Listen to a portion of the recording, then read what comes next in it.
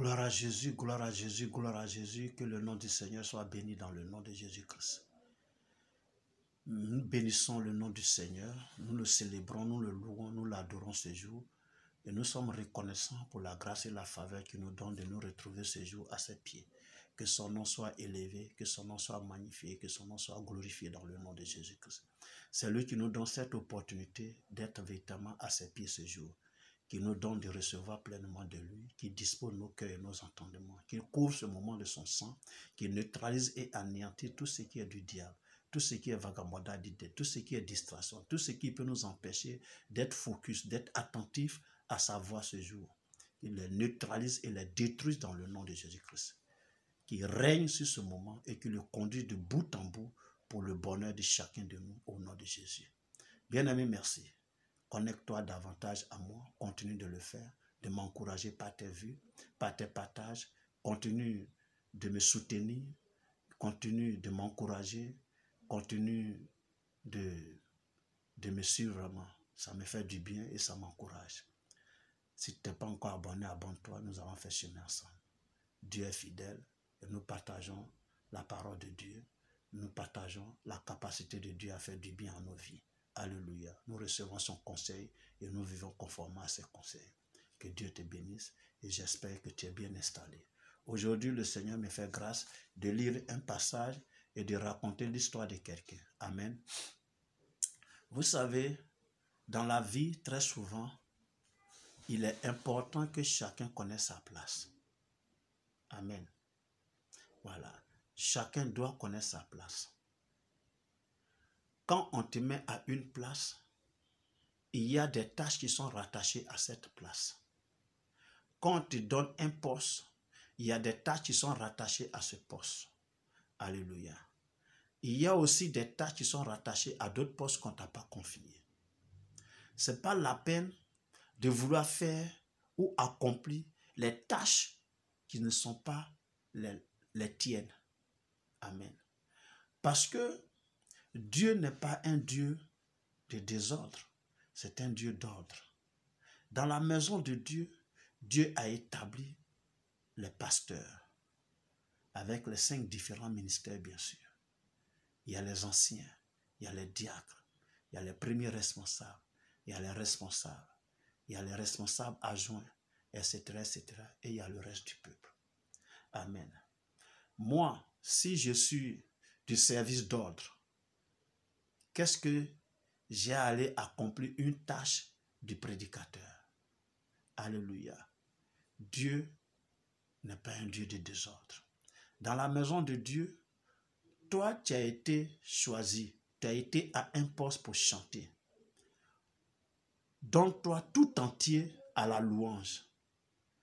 Tu es au service d'ordre, donne-toi tout entier au service d'ordre. Tu es à la démonologie, donne-toi tout entier à la démonologie. Tu es à la prédication, donne-toi tout entier à la prédication. Tu es à l'évangélisation, donne-toi tout entier à l'évangélisation. Ne cherche pas à accomplir la tâche d'autrui, à moins que ce soit le pasteur établi sur l'église qui te demande de le faire. Amen. Alléluia.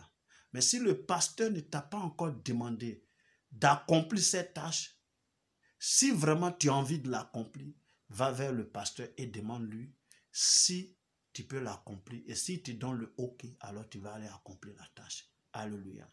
Parce que si tu ne le fais pas, si tu n'as pas la permission du pasteur, qui est le représentant de Dieu dans l'église, tu attires le malheur sur toi. Alléluia. Et dans cette histoire que je vais raconter, c'est l'histoire de quelqu'un qui n'était rien en Israël. Il est de la tribu de Benjamin et d'après lui-même, il est de la plus petite famille de la tribu de Benjamin. Alléluia. Et là, son papa va l'envoyer. Son papa va l'envoyer pour aller chercher des ânesses avec un serviteur. Ils sont allés et à la recherche du serviteur, des ânesses qu'ils n'ont pas trouvé, ils voulaient rentrer à la maison, mais le serviteur lui a dit d'aller consulter un serviteur de Dieu. C'est ce qu'ils ont fait. Ils sont allés là-bas et c'est arrivé là-bas qu'il sera oint, roi d'Israël. Donc, ce n'était pas prévu qu'il devienne roi. Il était allé pour une mission. Alléluia. Donc, on va dire c'est par hasard qu'il est devenu roi pour lui. Ce n'était pas prévu. Mais Dieu avait déjà prévu ça pour lui. Donc, quand ton histoire est ainsi, quand tu sais que tu as été le choix de Dieu, il faut donc travailler selon la voie du Seigneur. Mais voilà ce que ce gars-là va faire. Au verset 9 de 1 Samuel 13, alors Saül dit, amenez-moi l'holocauste et les sacrifices d'action de grâce.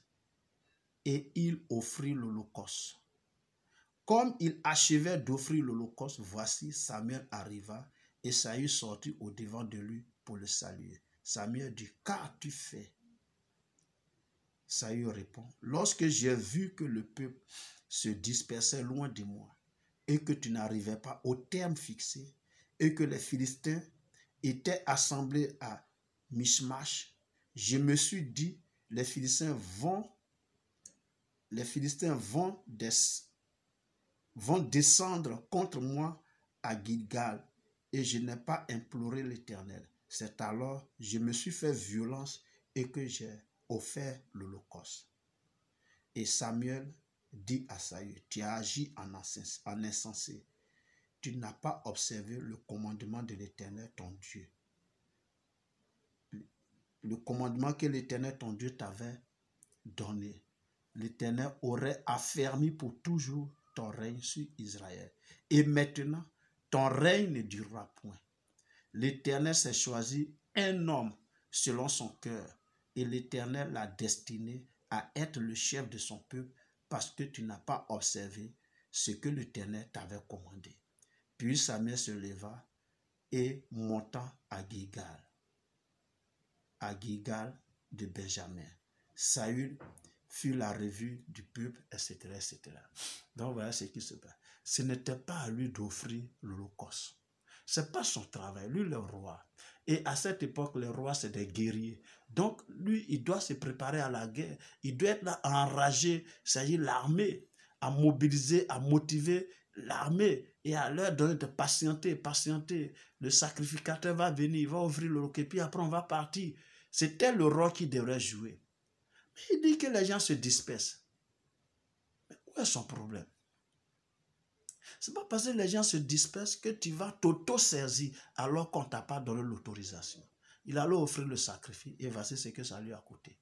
Il dit Dieu allait affermir son pouvoir, mais Dieu ne va plus le faire. Alléluia. Dieu allait affermir son trône, mais Dieu ne va plus le faire. Amen. Et dans une autre histoire encore concernant ce même roi-là, on va aller au chapitre 15. Dans une autre histoire, là, Dieu va les envoyer. Au chapitre 15, verset 3, il dit, va maintenant, frappe Amalek et dévoue par interdit tout ce qui lui appartient. Tu ne l'épargneras point et tu ne feras mourir, et tu feras mourir hommes et femmes, enfants et nourrissons, bœufs et brebis, chameaux et ânes. Voilà l'ordre. Va, frappe Amalek. Amen. Mais lui, quand il allait, qu'est-ce qu'il a fait? Au verset 18, ils n'ont pas fait ça. L'Éternel t'avait fait partie en disant, va et dévoue par interdit ces méchants, les Amalécites. Tu leur feras la guerre jusqu'à ce que tu les aies exterminés. Pourquoi n'as-tu pas écouté la voix de l'Éternel? Pourquoi t'es-tu jeté sur le butin et as-tu fait ce qui est mal aux yeux de l'Éternel? J'ai bien écouté la voix de l'Éternel et j'ai suivi le chemin par lequel m'envoyait l'Éternel. J'ai amené Agag, roi d'Amalek. Je l'ai dévoué par interdit. J'ai dévoué par interdit les Malékites. Mais le peuple a pris sur le butin les brebis et les bœufs comme prémisse de ce qui devrait être dévoué, afin de les sacrifier à l'Éternel, ton Dieu, à Gilgal. Samuel dit, l'Éternel trouve-t-il du plaisir dans les holocaustes et dans les sacrifices, comme dans l'observation à la voix de l'Éternel? Voici l'observation. L'obéissance vaut mieux que les sacrifices et l'observation de sa parole vaut mieux que la graisse d'herbe. C'est ça. On t'a dit, va faire ça. C'est Dieu qui t'a établi roi. Il dit, va faire ça. Toi, tu vas faire le contraire. Qu'est-ce que je veux dire? Il faut que nous soyons obéissants et que nous assumons les tâches qui nous ont été confiées comme il se doit, selon les recommandations qui nous ont été faites. N'agissons pas selon notre propre volonté. Alléluia.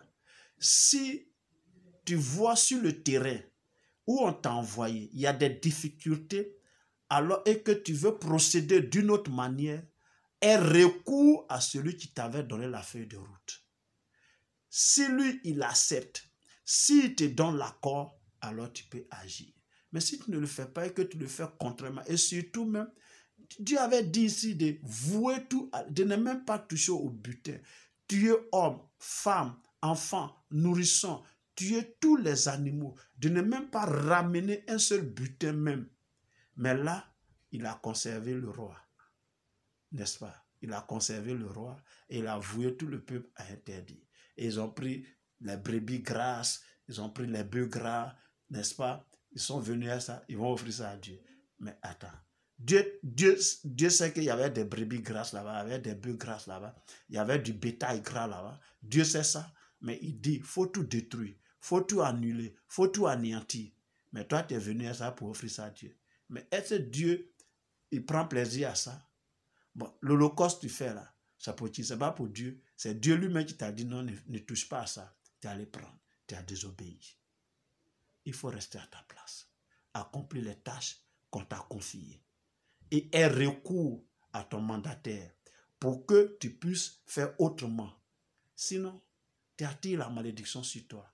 Saül a perdu la royauté à cause de sa désobéissance, à cause de son entêtement à faire ce qui n'a pas le droit de faire, à faire ce qui est contraire à ce qu'on lui a recommandé.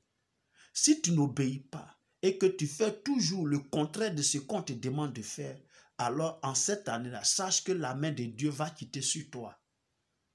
Oui, la main de Dieu va quitter sur toi et c'est toi qui vas avoir des problèmes demain. C'est toi qui vas avoir des difficultés demain à cause de ta désobéissance, à cause de ton entêtement à faire ce que ton cœur veut que tu fasses. Amen. Ressaisis-toi. Toi qui me suis, toi qui m'écoutes, c'est de toi que je parle. Ressaisis-toi et marche selon les ordonnances de Dieu. Marche conformément à la parole de Dieu. Plie ta volonté à la parole de Dieu. Suis les instructions de tes responsables et fais ce qu'ils te demandent de faire. Et aie recours à eux si tu dois changer quoi que ce soit. En agissant de la sorte, tu deviens quelqu'un d'obéissant, quelqu'un qui est intègre, quelqu'un qui est bon et apprécié. Alors la main de Dieu sera sur toi. Et c'est ce que je te souhaite en cette année 2025. Que Dieu te bénisse. Porte-toi bien et nous sommes à la prochaine. Dans le nom de Jésus-Christ. Amen.